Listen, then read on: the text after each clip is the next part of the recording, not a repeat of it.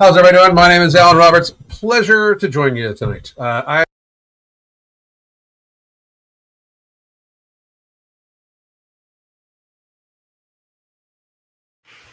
about that. My microphone crapped out for a second, but it's back.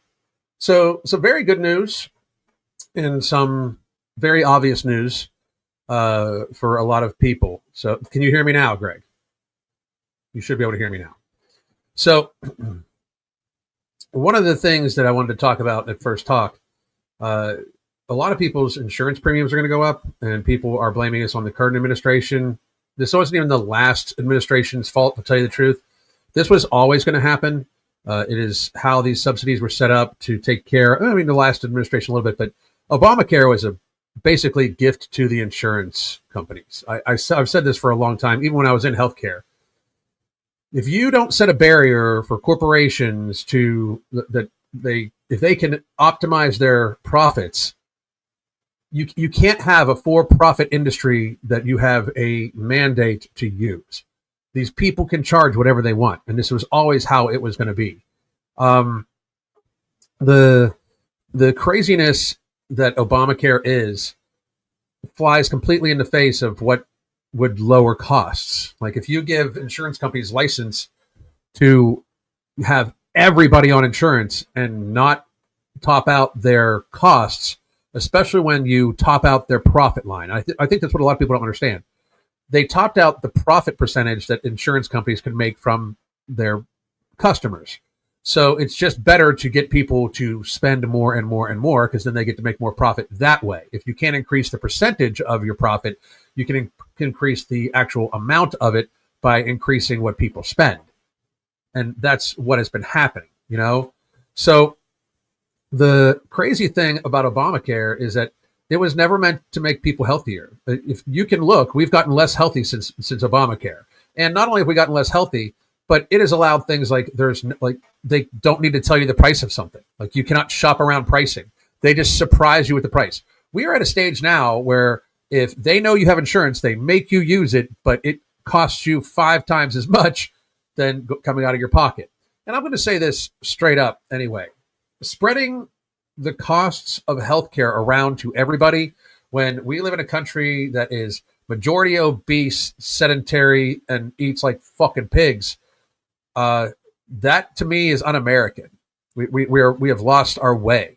This year in 2025, we are estimated at spending $5.6 trillion motherfucking dollars in healthcare, total healthcare burden for the United States citizens. That's taxes, which, by the way, taxes equate to about $1.9 to $2 trillion worth of healthcare. So out of the $5.8 trillion in healthcare expenditure that we have total between insurance, out-of-pocket cost, and taxes, almost $2 trillion of that, twice what the literal defense budget is, which we have the largest defense budget in the fucking world by many times over also. We should not have this. And I know there's going to be many people like, universal health care, what? If we have universal health care, we also have to have universal personal responsibility to stay healthy. And I don't understand how people don't understand this. Like, to have universal health care, it doesn't cost nothing. The people that give you the health care, the people that administer the health care, that administer the drugs, that administer the tests, that administer all those things, they are going to get fucking paid well. And to think that somehow or another you fuckers think that we could have universal health care where people don't come out of their pocket and stuff like that, when we already spend $5.8 trillion fucking dollars, do you know how much it would be to completely just say, all right, everybody, taxpayer, one payer funded thing? There's no way we could pay it. Does people understand how ridiculous it sounds to think that by next year, since we've just also, by the way, added Ozempic, Wegovy, and all these other things that are about to come out in pill form, and they're going to put about 70% of the population on these pills that are then going to go through insurance, increasing insurance costs, increasing out-of-pocket costs. Has it occurred to anybody that we are going to spend somewhere close to $7 trillion motherfucking dollars next year in healthcare? That is insane, especially when you consider that 90% of all those costs are going to be from chronic and mental illness, and 80% of all of that 90% is completely fucking avoidable.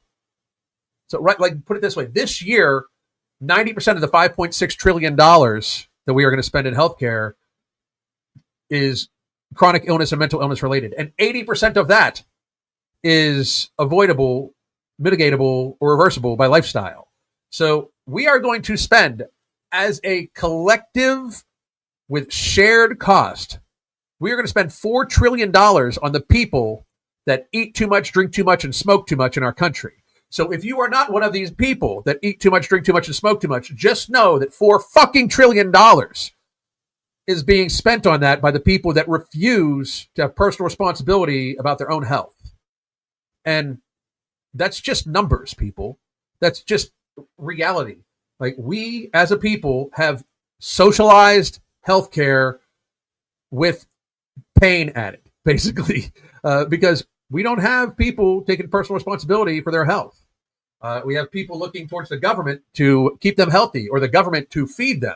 In this last month, between this scare over the hike in premiums, which, by the way, some people are going to spend about $25,000 to $30,000 just on insurance, that doesn't come before their actual deductible, and their deductible is going to go up too.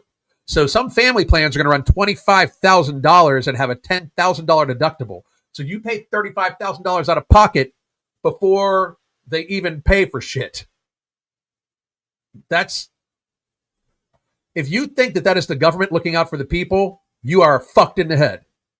Like, completely fucked in the head. That is insane to me. Like, totally wild. But also, if you don't see how it is completely oppressive to the American people to force everyone to pay for the basically unwillingness to participate in their own preventative health care, that to me is un-American. That infringes upon my personal liberty. I should not have to pay for you to for the care that you have because you refuse to stop eating fucking ho-hos. I should not be, not $1 of mine should come of that. Very frankly, if it is a chronic illness, lifestyle-driven chronic illness, say you have diabetes and you're 300 pounds, all of your medical expenses should come out of your fucking pocket. All of them. All of them. 100%. The only thing we should have health insurance for is acute injury or illness. Chronic illness is you did that shit to yourself most of the goddamn time and should pay for it. And if you didn't, I'm sorry to say this, but some people do not have good luck. I understand that's fucked up to say, but it goes against what the United States was founded on. The idea of personal liberty.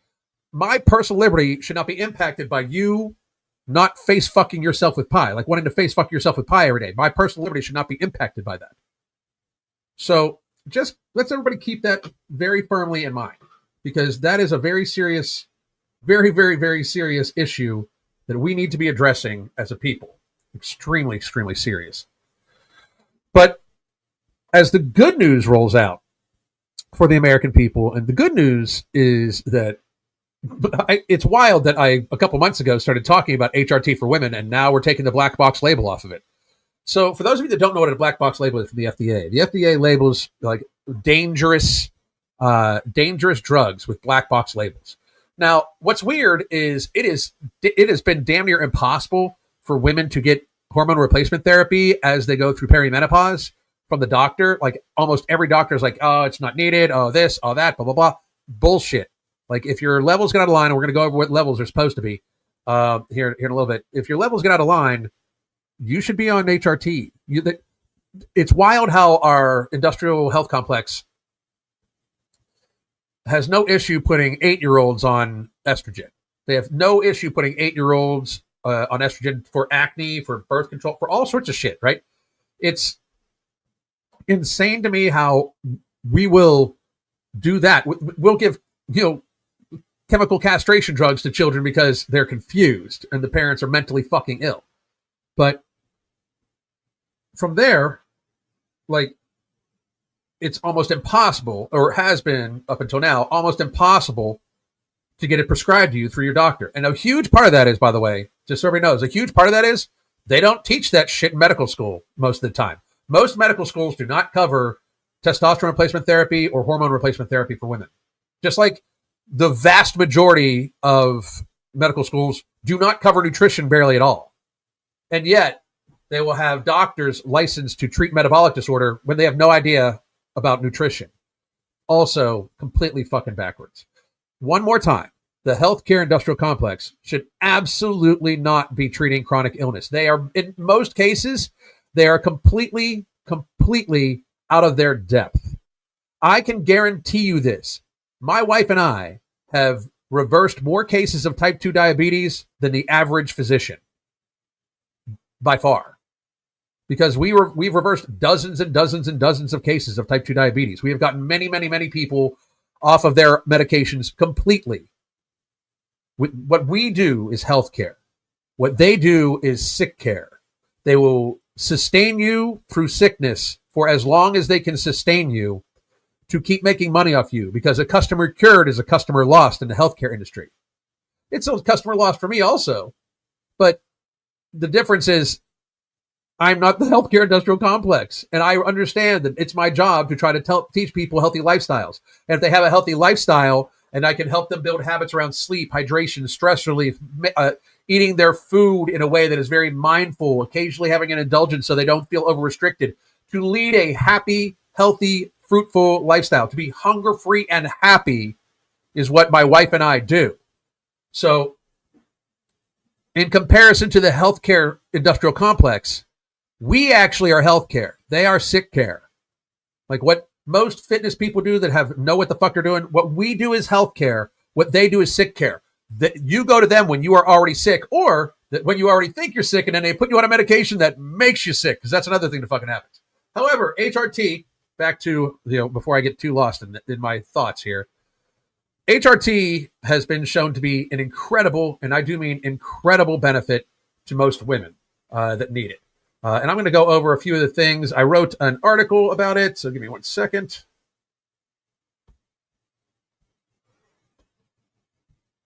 There we go. Oops. Let me see if this is right.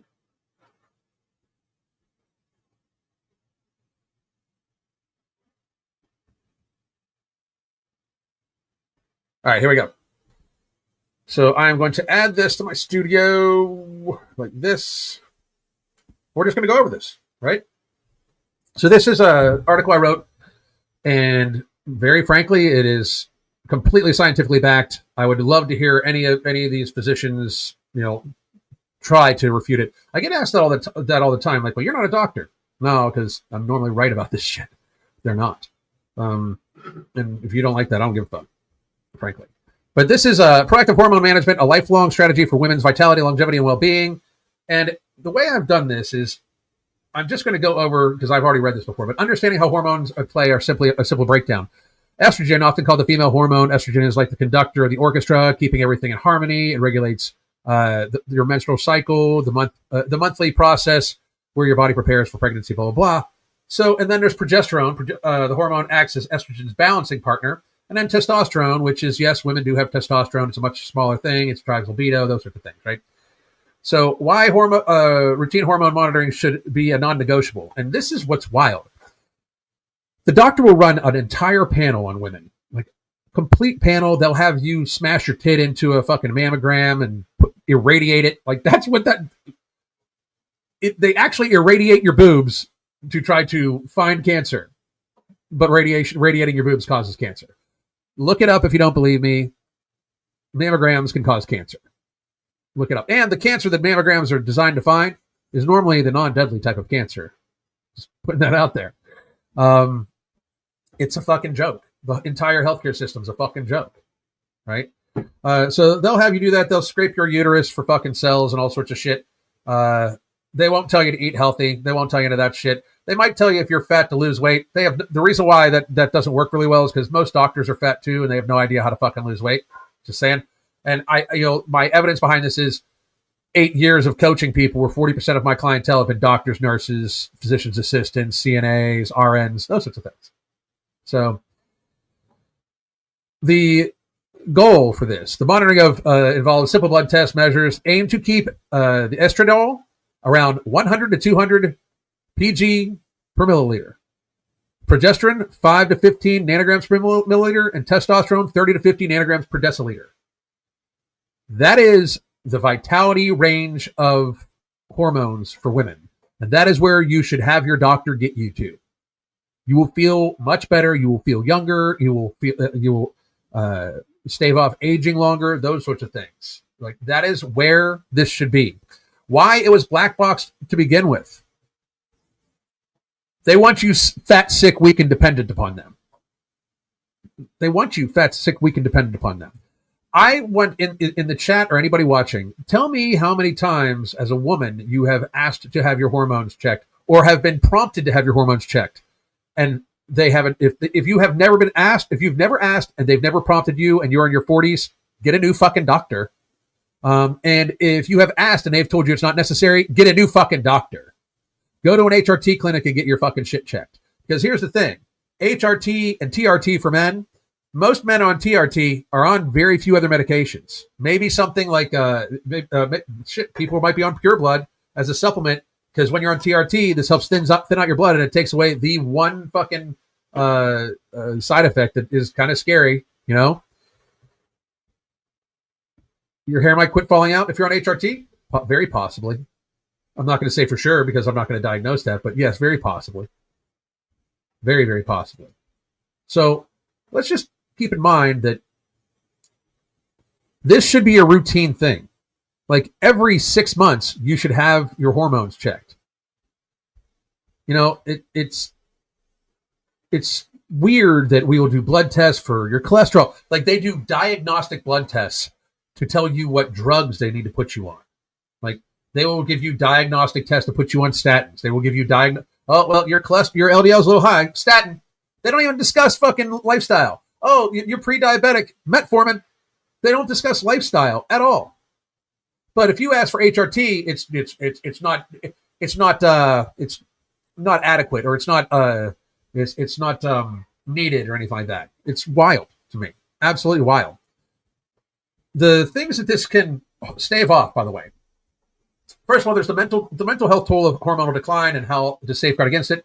Hormonal shifts don't just affect the body, they can profoundly impact mental well-being, but they will put you on antipsychotics or bipolar medication. Like, if you are a woman and you are getting diagnosed with bipolar in your mid-30s, you are very likely in perimenopause, and they are putting you on a medication that's going to fuck you instead of a medication that would absolutely help you.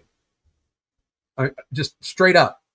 Like, I have known so many women that get all of a sudden put on an antidepressant or even bipolar medications in their mid-30s when very likely they're going through perimenopause, and it's causing a shift in their hormones, therefore a shift in their moods. Women, if you felt more irritable, down, and foggy-headed, and you are not alone, and it's not all in your head, men recognize these signs in your loved ones and urge professional help can be saved. So men out there, if you notice some of these things in your partner, in your wife, in your girlfriend, in your daughter, in your sister, in your aunt, if you notice these things, maybe suggest hormone replacement therapy to them. If they have depression and mood disorders, when estrogen dips, it can disrupt brain chemistry, chemicals like serotonin, the feel-good messenger, increasing the risk of feeling persistently sad or hopeless. Mood disorders are like emotional storms that make daily tasks overwhelming. HRT helps stabilize these levels. Anxiety and negative affect. Anxiety feels like a constant worry or a racing heart, often worsening by hormone fluctuations. Cognitive decline, memory issues, and dementia. So just to be clear, that HRT can help stave off dementia and Alzheimer's. Cognitive decline is a gradual slowing of thinking, like forgetting names and losing focus. Dementia, including Alzheimer's, is severe memory loss that interferes with independence. Estrogen protects the brain areas like the hippocampus, memory center, and early HRT can slow this. Testosterone helps maintain brain structure for better recall. Sleep disorders or insomnia, psychosis or bipolar symptoms. HRT provides stability for these things. Protecting the body, cardiovascular disease, heart failure, and osteoporosis. CVD includes heart disease, strokes, heart failure, those sorts of things. Osteoporosis and bone loss, metabolic syndrome, diabetes, and insulin resistance. All of these things can be avoided or mitigated with HRT. Vasomotor symptoms, hot flashes, night sweats, vaginal dryness, sexual dysfunction, sarcopenia, which is the loss of muscle, fluid imbalances, hypertension, autoimmune diseases, migraines and headaches, endometrial hyperplasia, cancer risks. It can help stave off cancer. So here's reality. I'm just going to go out on a limb and say, very frankly, the healthcare industrial complex commits malpractice every single day by not trying to push HRT on people. They do not want you healthy. They want you on as many drugs as they can get you on. If you are on HRT, the likelihood of you staving off diabetes, depression, anxiety, mood disorders, those sorts of things, and even if not, by the way, for depression and anxiety, we medicate that way too fucking fluidly in our society, like way too fucking much. There's no need to have this many people on HRT. Absolutely not. Like, no need to have this many. I mean, not on HRT, but absolutely no need to have this many people on SSRIs, especially when SSRIs for mild to even moderate depression are shown to be no better than placebo. And to be real, if you're out there right now and you went to your general practitioner, said you were depressed, or they asked you if you were depressed or feeling down, and they prescribed you an SSRI, how the fuck does your general practitioner get to prescribe you? A mood disorder thing. They are not trained or fucking qualified to put anybody on any type of bipolar medication, antidepressant. That's not in their fucking training. They can still prescribe it, but tell me how most of the time these people are fucking fucked up in the head to begin with because they are very poor sleep, they're fucking arrogant as fuck, all the things. They're not qualified. A general practitioner is not qualified to be prescribing SSRIs to anybody, and yet they do at a very high rate. And the SSRIs have some very serious potential side effects, which you would go against their oath to do no harm, but the oath has been dead for a long goddamn time, thanks COVID. And this is funny because I see this. I've asked too many times, and I always end up within range, an absolute joke. But are you within the healthy, normalized ranges that I listed off? Because that's the thing. And because if you're not, I would say, well, I want to be on it anyway. If you can go into your doctor's office and take the commercial suggestion and ask them about Ozempic, and then they put you on Ozempic because you asked about it, you can certainly ask about HRT, and they should fucking put you on it. I work in healthcare and psych. You would be surprised how often MDs miss serotonin syndrome. I wouldn't be, actually. I would not be surprised. Yep, you're a little sad they automatically try to put you on pills. Exactly. 100%. They automatically put you on pills. And you know why? Because they get to bill for it, top dollar. See the previous conversation we had about Obamacare. Right? So I don't know why this administration has all of a sudden taken the black box warning off of HRT. I think that that's a very good thing. I do think that that is just, they are going to push it extremely hard, which, if we do it right, can be a very good thing. But I'm also wondering because, it very much appears that this administration has sold out to the pharmaceutical industry very recently. Pharmaceutical ads are still on TV. I voted for them to be taken off. And here's my thing before any of you fucking leftists that watch me all the time because you hate me and feel like you want to send me death threats all the time. Any of you guys, I don't regret my vote because you guys ran a literal fucking clown. And you were running a fucking dementia patient. And then you ran a fucking clown. So I voted for who was not going to destroy the country immediately. But I've always said that Trump is just a backstop for us to get our shit together. And instead, people are just rallying and not getting our shit together. By getting our shit together, I do mean everybody should try to reach optimal health as quickly as fucking possible. Optimal. Not even get in okay shape. Every fucking American should try to reach optimal health. And to do that, we should take away insurance for anybody that is not. Because then they have incentive to do so. Because if we don't, and I do mean this, if we don't, just like I said, in this last month, the government has absolutely shown that they can fuck with us hard. Think about 45 million fucking people bitching because they didn't get their fucking food stamps. Now, don't get me wrong. If you were depending upon those, especially for the people that actually need these things, like the single mothers and stuff like that, are just trying to get by and trying to get off it. They don't want to make it permanent because this should not be a permanent solution. SNAP, Medicare, Medicaid, they should not be a permanent solution. That should be mostly for the fucking elderly, by the way. Like, if you're under 65, we should literally not have you on anything. Like, you should be trying to sustain your fucking self. But they showed it that they could take that away for a month and completely fuck with people. And oh yeah, now they're going to raise your fucking insurance premiums up. And they're going to tell you have to have insurance because, and to a certain degree, unless the system changes radically, probably 60% of the population needs it because 92% of the population is metabolically unhealthy and 60% of the population is on at least one medication. Think about the doctor's visits involved in that. 60% of the population is on at least one medication. Unfathomable. Literally unfucking fathomable. So, folks,